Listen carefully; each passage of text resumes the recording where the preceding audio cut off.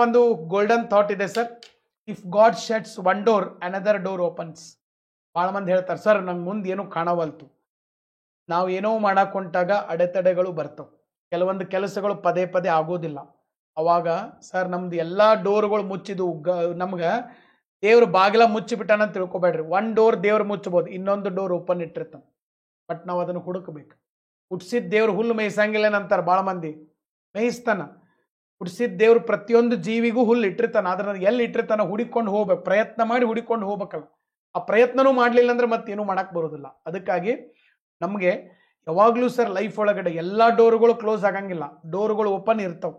ಅದನ್ನು ನೋಡುವಂಥ ಕಣ್ಣುಗಳು ಬೇಕು, ಮನಸ್ಸು ಬೇಕು.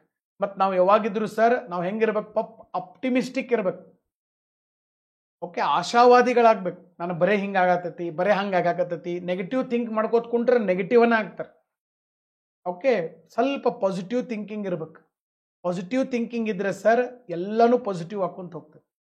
ಒಂದು ಡೋರು ಸರ್ ನಮಗೆ ದುಃಖ ಪಡಕ್ಕೆ 2 ಕಾರಣಗಳಿರ್ಬೋದು, ಆದರೆ ಖುಷಿ ಪಡಕ್ಕೆ ಸರ್ 1000 ಕಾರಣಗಳಿದು. ನಾವು ಅನ್ಲಕ್ಕಿ ಅಂತ ಹೇಳ್ಕೊಡಕ್ಕೆ 2 ಕಾರಣಗಳಿರ್ಬೋದು, ಲಕ್ಕಿ ಅಂತ ಹೇಳ್ಕೊಳಕ್ಕೆ 1000 ಕಾರಣಗಳಿದು.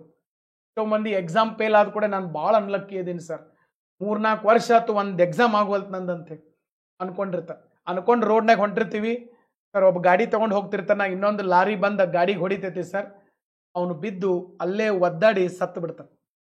ಅವಾಗ ನಮಗೆ ಅನಿಸ್ತದೆ ನಾವು ಎಷ್ಟೋ ಸರಿ ಇದೇ ರೋಡ್ನಾಗ ಹೋಗಿದ್ದೀವಿ ಸರ್, ಬಟ್ ನಮಗೆ ಇಂಥ ಗತಿ ಬಂದಿಲ್ಲ. ನಾವು ಸ್ಟಿಲ್ ವಿ ಆರ್ ಅಲೈವ್, ನಾವು ಇನ್ನೂ ಬದುಕಿದೀವಿ ಅಂದರೆ ವಿ ಆರ್ ವೆರಿ ಲಕ್ಕಿ.